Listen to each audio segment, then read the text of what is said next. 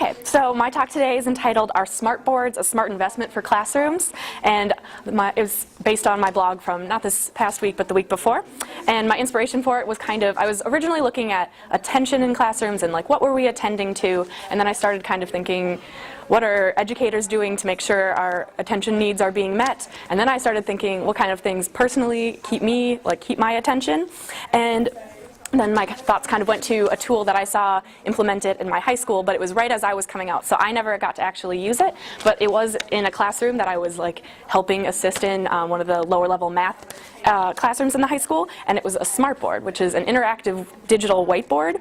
And I was both completely intrigued by this tool and also just pretty impressed by what it did for the classroom. So obviously I wish I had something to show you exactly what it is, but if you go on my blog, I do have a video posted of classrooms interacting with it and everything, or you can just YouTube interactive whiteboards, and there's some really cool things showing you what they are. But I can describe what they are. They're essentially just it looks like a normal whiteboard, but it's completely digital, and you just need a computer and a projector, and the teacher then has the ability to project their screen up on the whiteboard, kind of like a PowerPoint, but it's touch sensitive, and so all the teacher has to do is come and it's like they're drawing on the whiteboard, but they're using their fingers, and they're using it's a cool thing. So kids really like it.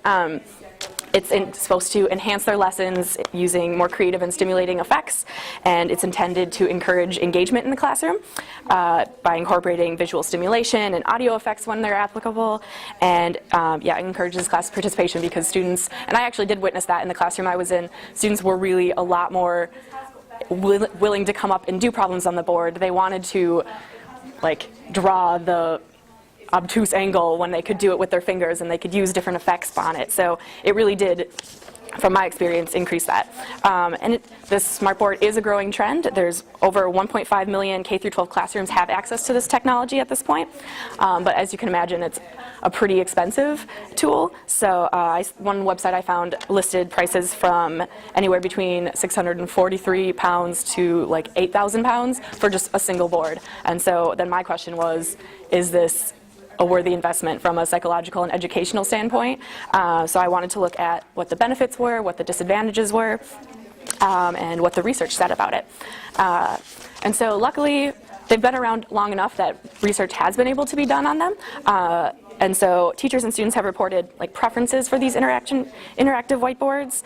Hall and Higgins from 2005 and Bennett and Lockyer from 2008 reported increased enjoyment and preference for these interactive whiteboards based on the versatility that it offered and the access to multimedia resources for the students.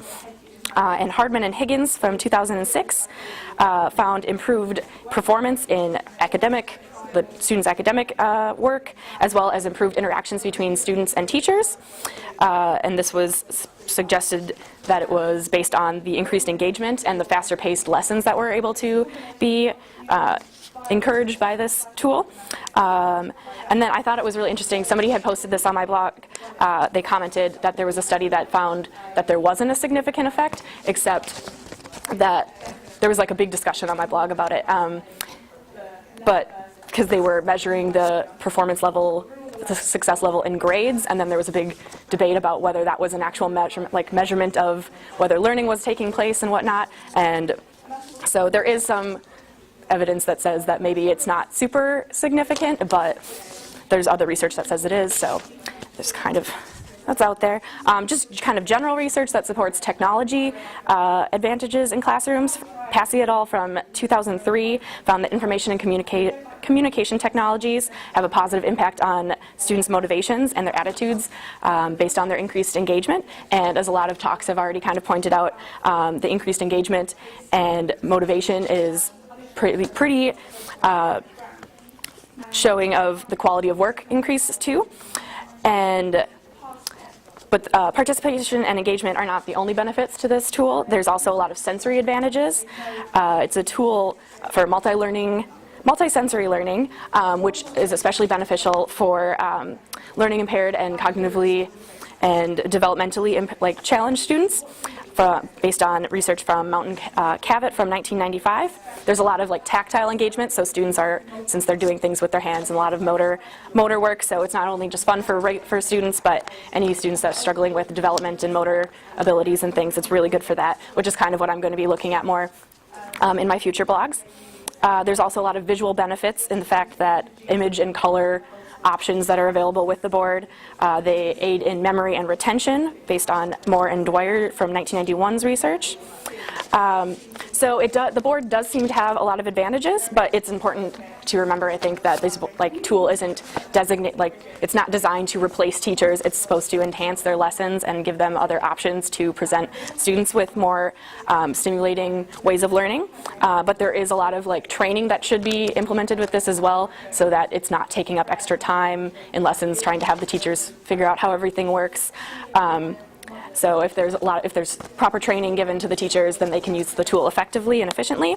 But I also feel like more research needs to be done in order to, before you can claim that it's really worth as much money as they're asking for it. But from the research that I did find, there does seem to be small advantages, and I think anytime you can make learning more fun for students, even if it doesn't necessarily fully reflect it in the grade, I think there's a deeper level of learning that's happening. And so I think that they're a really wonderful tool and hopefully become less expensive so they can be implemented in a lot of more classrooms. So, does anyone have any questions? Boom.